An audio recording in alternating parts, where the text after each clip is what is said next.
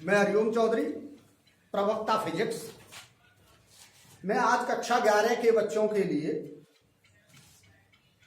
कुछ छोटी सी चीजें डाल रहा हूं जो आपको साथ ही साथ याद करते रहना है, देखते रहना है। कक्षा 11 वाले बच्चों के लिए मैं आज पढ़ाऊंगा आपको विमाएं। इससे पहले विमाओं से पहले जरूरत होती है मात्रक। मात्रक की परिभाषा आप कक्षा 10 में पढ़ी चुके हैं, लेकिन इनमें मात्रक होते हैं दो प्रकार के। यहां से शुरू करता हूं मैं। मात्रक होते हैं दो प्रकार के। नंबर एक मूल मात्रक, नंबर एक पे मूल मात्रक,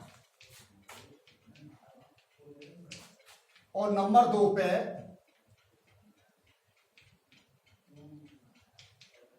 व्युत्पन्न मात्रक।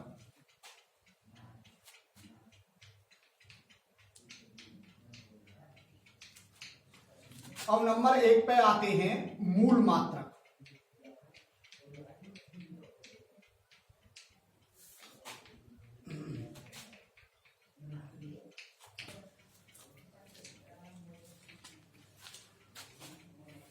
मूल मात्रक वे मात्रक होते हैं जो एक दूसरे से स्वतंत्र होते हैं, अर्थात वो किसी पर निर्भर नहीं करते। मूल मात्रक होते हैं 7 प्रकार के। मूल मात्रक होते हैं 7 प्रकार के। उनके मात्रक भी लिखूंगा मैं और राशि भी लिखूंगा।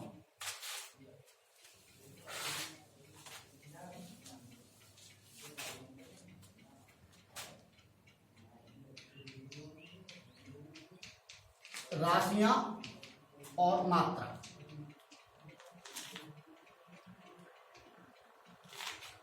नंबर 1 द्रव्यमान।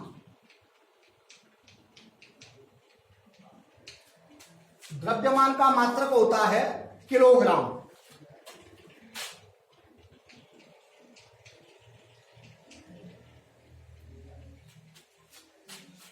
नंबर 2 लंबाई।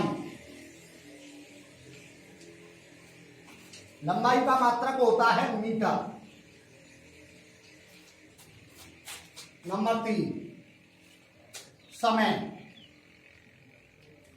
समय का मात्रक होता है सेकंड।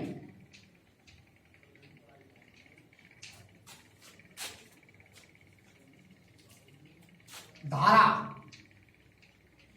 धारा का मात्रक होता है एम्पियर।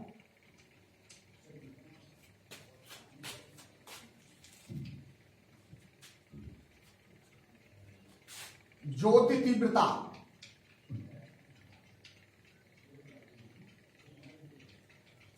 इसका मात्रक होता है कैंडला।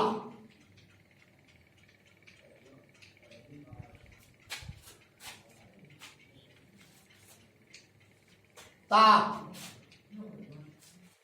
ताप का मात्रक होता है केल्विन।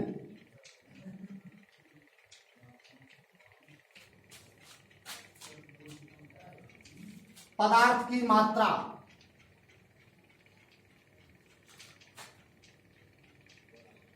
इसका मात्रक होता है मोल। ये हो गए 7 मात्रक। द्रव्यमान का मात्रक किलोग्राम, लंबाई का मात्रक मीटर, समय का मात्रक सेकंड, धारा का मात्रक एम्पियर, ज्योति तीव्रता का कैंडला, ताप का मात्रक केल्विन और पदार्थ की मात्रा मोल। इन मूल मात्रकों के अतिरिक्त 2 मात्रक और होते हैं जिन्हें हम कहते हैं पूरक मात्रक। इनके अतिरिक्त 2 मात्रक और होते हैं जिन्हें हम कहते हैं पूरक मात्रक।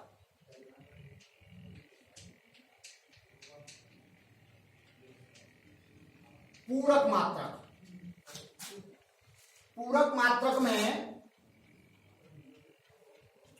नंबर 1 कोण होता है।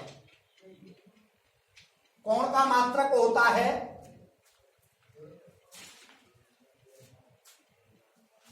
रेडियन।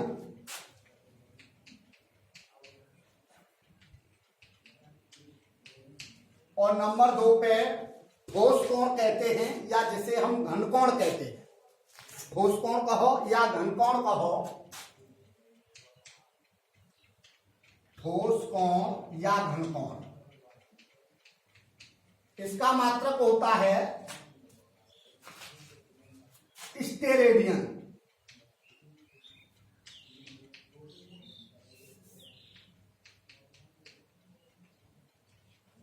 स्टेरेडियन। इन 7 मूल मात्रकों के अतिरिक्त 2 पूरक मात्रक होते हैं, जो नंबर 1 पे कोण होता है जिसका मात्रक रेडियन होता है, और नंबर 2 पे ठोस कोण का मात्रक स्टेरेडियन होता है। इसके बाद नंबर 2 पे आए अब व्युत्पन्न मात्रक। व्युत्पन्न मात्रक की परिभाषा 2 या 2 से अधिक मूल मात्रकों के संयोग से बने मात्रक को व्युत्पन्न मात्रक कहते हैं। 2 या 2 से अधिक मूल मात्रकों के संयोग से बने मात्रक को व्युत्पन्न मात्रक कहते हैं। जैसे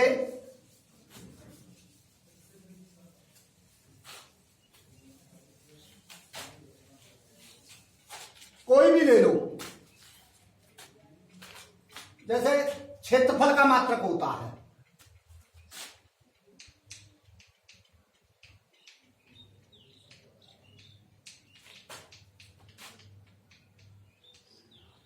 क्षेत्रफल का मात्रक होता है, क्षेत्रफल बराबर होता है लंबाई गुणा चौड़ाई। लंबाई को भी मीटर में नापा जाता है और चौड़ाई को भी मीटर में नापा जाता है, तो इसका मात्रक हो गया मीटर गुणा मीटर। मीटर गुणा मीटर, अर्थात इसमें लंबाई के 2 मात्रक हो गए, इसलिए यह व्युत्पन्न मात्रक हो गया। अर्थात क्या हो गया, यह वर्ग मीटर, ये हो गया वर्ग मीटर। आयतन ले लीजिए, आयतन में लंबाई गुणा चौड़ाई गुणा ऊंचाई, तो लंबाई भी मीटर से, चौड़ाई भी मीटर से, ऊंचाई भी मीटर से, तो मीटर गुणा मीटर गुणा मीटर, तो मीटर घन हो गया या मीटर क्यूब हो गया। मीटर क्यूब में इस तरह से इसमें क्या हो गया कि 3 मात्रक मीटर के आ गए, 3 मात्रक मीटर के आए हैं, अर्थात 3 मात्रक मूल मात्रक हैं इसमें, इसलिए व्युत्पन्न मात्रक हो गया। चाल या वेग, इनका मात्रक चाल बराबर होता है दूरी बटे समय। दूरी का मात्रक होता है मीटर और समय का मात्रक होता है सेकंड, तो मीटर प्रति सेकंड। इसमें एक लंबाई का मात्रक हो गया मीटर और एक समय का मात्रक हो गया सेकंड, तो इसमें भी 2 मात्रक हैं, एक लंबाई का और एक समय का, इसलिए यह भी व्युत्पन्न मात्रक है। अर्थात इन सब के अतिरिक्त जितने भी मात्रक हैं वो सभी व्युत्पन्न मात्रक ही हैं, व्युत्पन्न मात्रक। अब इनको रिप्रेजेंट करते हैं, वो कैसे करते हैं? इनकी जो विमाओं के लिए रिप्रेजेंट करेंगे, विमाएं क्या होती हैं? विमाएं मूल मात्रकों पर चढ़ाई जाने वाली घातें विमाएं कहलाती हैं। विमाएं